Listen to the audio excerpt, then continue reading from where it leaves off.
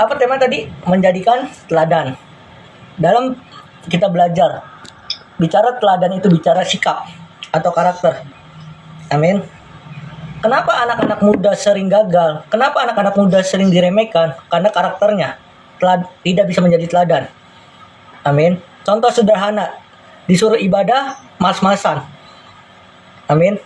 Gimana kita jadi anak muda menjadi semangat untuk orang tua?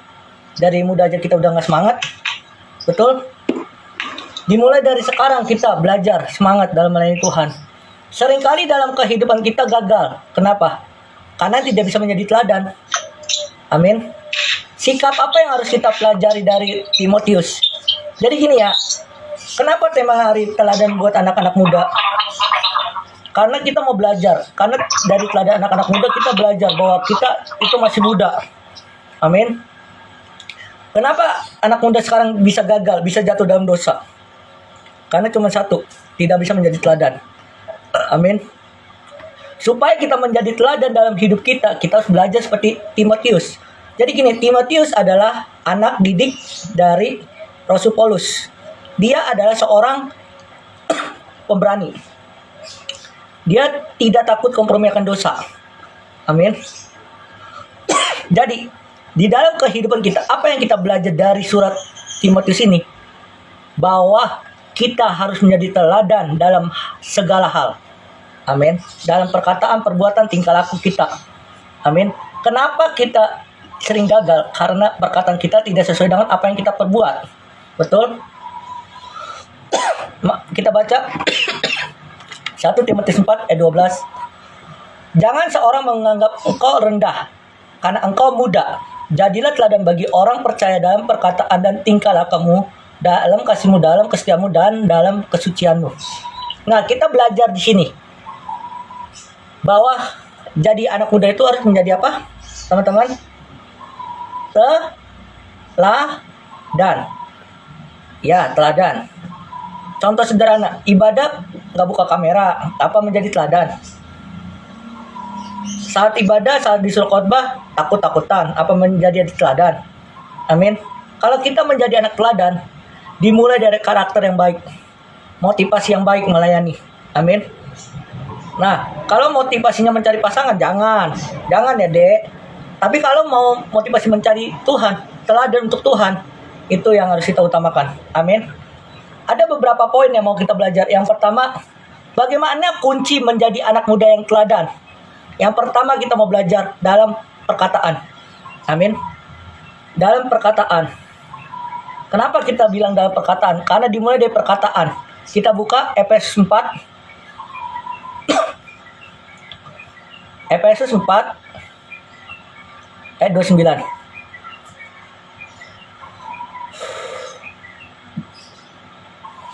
Janganlah ada perkataan kotor keluar dari mulutmu, tetapi pakailah perkataan yang baik untuk membangun dimanapun supaya mereka mendengar beroleh kasih karunia. Nah, Bang, perkataan membangun kayak gimana, Bang? Yang harus kita pelajari. Kita buka Yakobus 3. Yakobus 3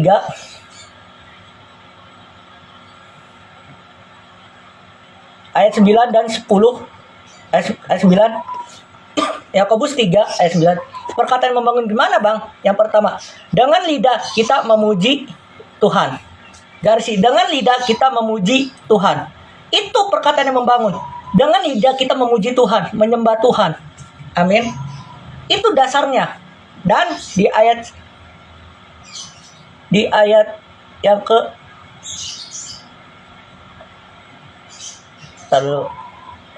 ayat 11. Yakobus 3:11. Ada sumber memancarkan air tawar dan air pahit. Dari manakah air itu yang sama? Nah, itu kita bisa bedakan. Kalau air tawar itu ibarat perkataan yang tidak membangun, perkataan yang kotor. Tapi perkataan yang membangun itu adalah air yang manis. Amin. Seringkali dalam kehidupan kita, perkataan kita tidak sesuai dengan apa yang kita harapkan. Amin. Kita sebagai anak-anak muda, yang pertama dalam perkataan. Perkataan apa? Yang membangun, memprediksikan. Amin. Kenapa kita tema hari tentang teladan? Karena kita mau menjadi teladan. Amin. Kita buka Amsal 18 ayat 21.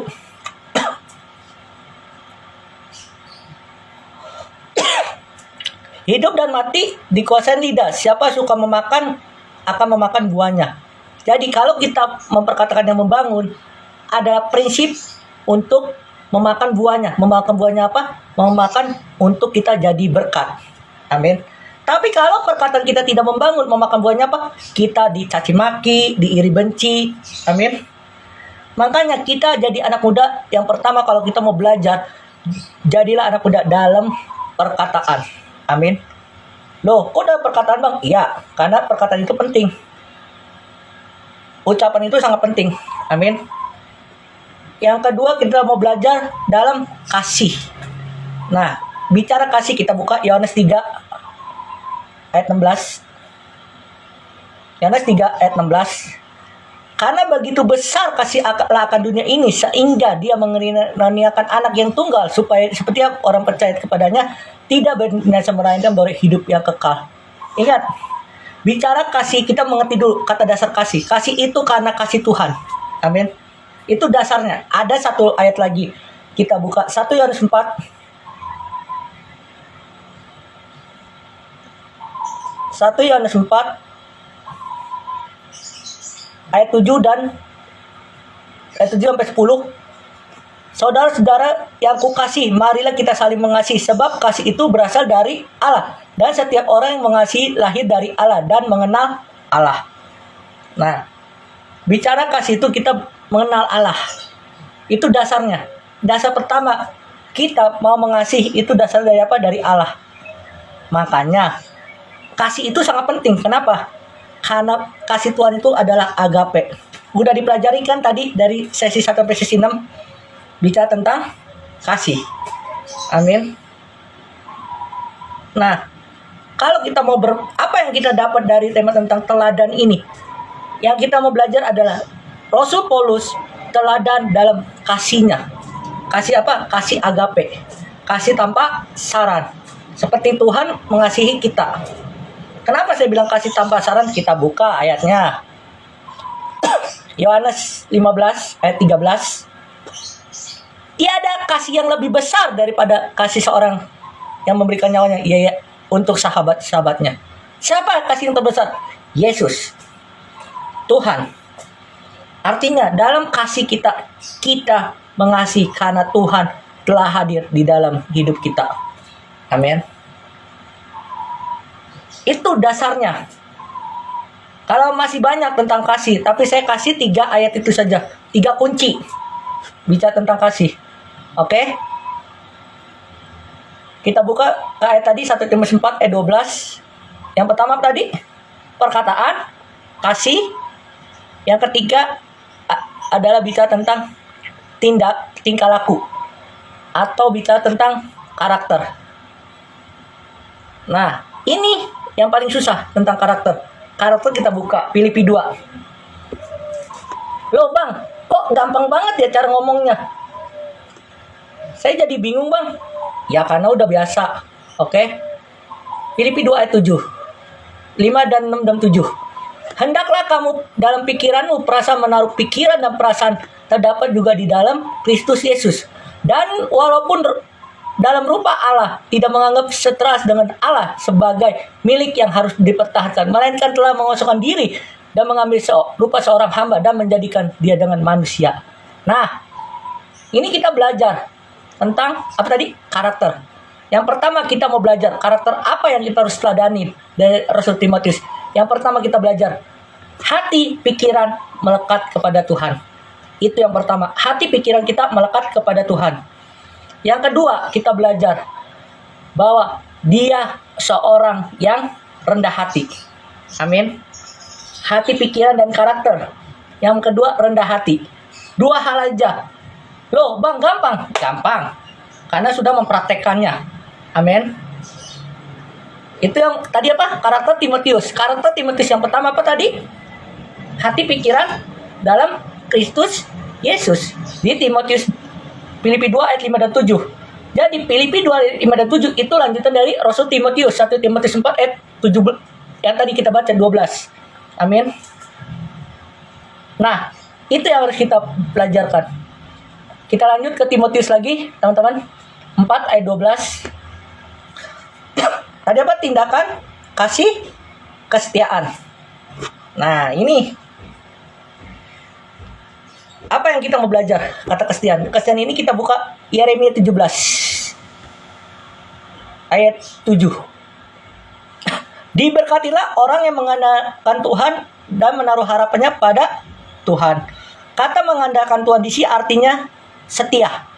Amin. Kesetiaan. Dalam bahasa Ibrani kesetiaan. Amin. Kenapa mengandalkan Tuhan itu setia? Karena orang yang mengandalkan Tuhan sudah berharap dengan Tuhan. Amin. Kuncinya apa? Mengandalkan Tuhan. Kalau sudah mengandalkan Tuhan, itu berarti orang itu sudah setia sama Tuhan. Tetapi kalau setia doang tapi tidak mengandalkan Tuhan, itu tidak akan setia. Amin. Kunci dasarnya apa tadi? 1 Timotius 4 ayat 12 mengatakan apa teman-teman? Yang mencatat kesetiaan. Pertanyaan dalam hidup kita, apakah kita mau setia? Amin. Kalau kita mau setia kepada Tuhan, mulailah punya prinsip mengasihi Tuhan, menyenangkan hati Tuhan, lebih dari segalanya. Amin. Yang kelima, kesucian. Nah, bicara kesucian itu bicara sensitif. Amin. Kesucian dalam hal apa? Dalam kekudusan, dalam pacaran, dalam apa? Tindakan, dalam perkataan. Amin. Kesucian ini bisa bicara tentang bukan perjinan doang. Bukan, tapi dalam tindakan kita, setiap kehidupan kita. Amin.